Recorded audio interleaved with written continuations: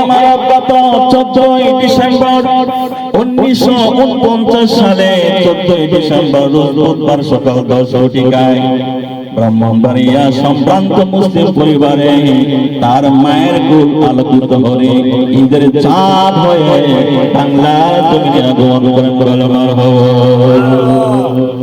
এই মহামানব জন্মের 7ম দিবসে আকিকা অনুষ্ঠানে তার নাম রাখা হয় মাহবুবে খুদা।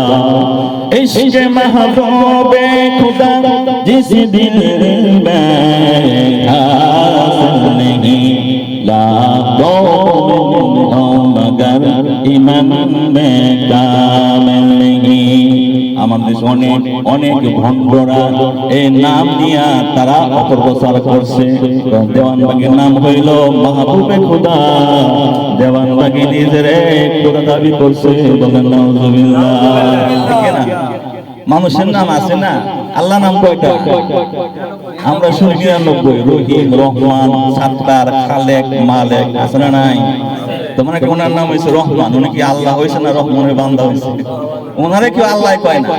যার নাম করিম এর কেউ আল্লাহ কয় না। যার নাম সাত্তার, খালেক, মালেক তারে কেউ আল্লাহ কয় না। আর দেওয়ানবাগী হুজুর নাম হলো ফার্সি নাম মাহবুব এ খুদা। অর্থ কি? মাহবুব অর্থ প্রিয়, খুদা মানে আল্লাহ। খুদা মানে কি? আল্লাহ। তাহলে যিনি খুদার প্রিয় অর্থাৎ খুদার প্রিয়, আল্লাহর প্রিয়, এই নামের অর্থ হইল মাহবুবে খুদার অর্থ হইল আল্লাহর প্রিয়।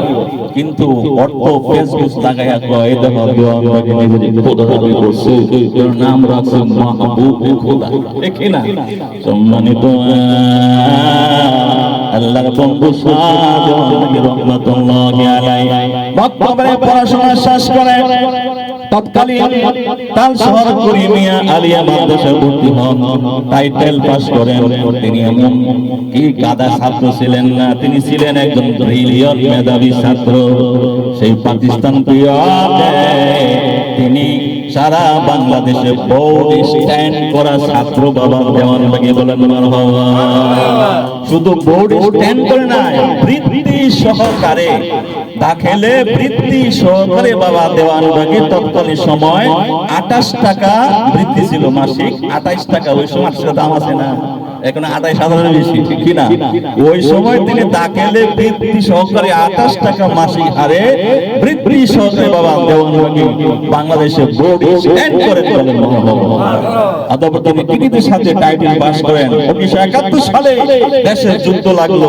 আমাদের দেশে অনেক হুজুরাই পাক হানাদার বাহিনী সহযোগিতা করছে। ঠিক না?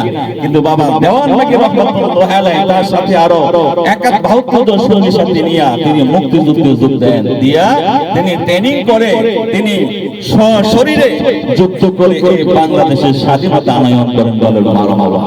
বাবা দেওয়ানবাগী একজন বীর মুক্তিযোদ্ধা, যার ওফাতের পরে অন্য কোন ওলি আল্লাহকে সরকারি ভাবে রাষ্ট্রীয় ভাবে গার্ড অফ অনার দিছে কিনা আমার জানা নাই, কিন্তু বাবা দেওয়ানবাগীকে তার ওফাতের পরে মতিঝিলে সেই আরামবাগ চত্বরে হাজার হাজার লক্ষ লক্ষ মানুষের সামনে প্রশাসনিক ভাবে রাষ্ট্রীয় গার্ড অফ অনার দিয়ে তাকে দাফন কাফন সম্পন্ন করা হয়।